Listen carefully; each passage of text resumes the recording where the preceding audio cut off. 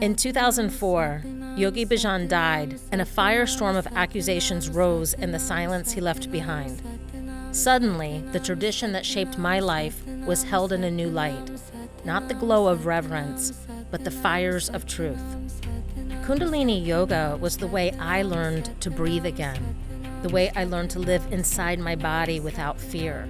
It was my studio, my students, my service to the world. I could have walked away, but I knew my life had been directed to this practice for a reason.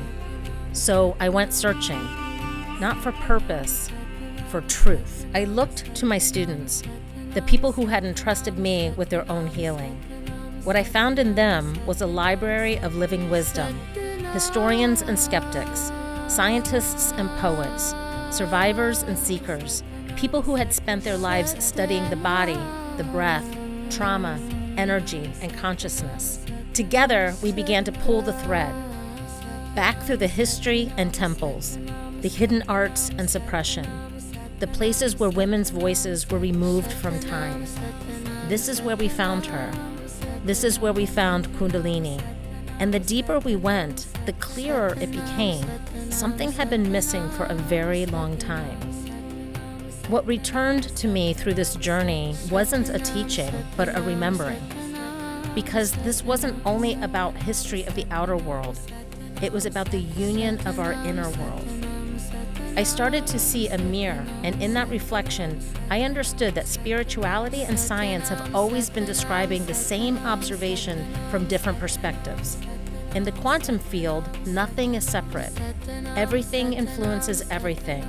Reality is relationship. Energy is information. Consciousness is not outside the body, but it's braided through it. And suddenly, my investigation wasn't dismantling yoga, it was restoring it. Out of that restoration, a renaissance of this ancient modality began to form, not as a rejection of what came before, but a return to what was always meant to be whole, ancient feminine wisdom, Kundalini herself, and the quantum understanding of sacred union. This film is not about the collapse of a tradition, it's about the courage to walk into the fire, so what is true can survive, what is suppressed can rise, and what is divided can return to union, in us and through us. I didn't go searching to start something new. I went searching for Kundalini, to remember her wisdom.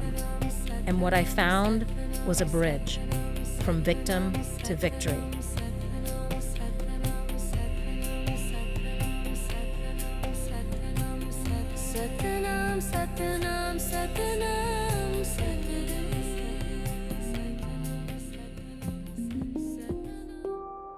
I understand that you found your way to my studio because you had experienced something extremely traumatizing and you were hoping to find some healing. I got the unfortunate news that my brother was murdered. It knocked me down in a way that nothing in my life ever has before, and immediately I knew that I had to move the pain through my body.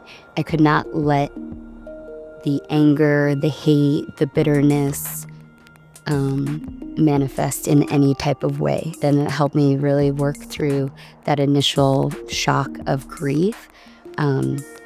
It also helped me open up to the fact, the multidimensionality of everything. You know, I'll never forgive what he did to my brother per se, but I can forgive him on a soul level for having just an extreme moment of weakness and not knowing what to do with all of that fear and rejection and trauma that he felt his whole life. I've come to a space where I will be able to forgive him. What I experienced, murder of a close family member, I feel like there's so many different degrees of loss, right? You have people who lose everything in catastrophic weather events, right? There's genocides, war, the mental health epidemic, the opioid epidemic. I mean, the layers of trauma that are moving through the collective.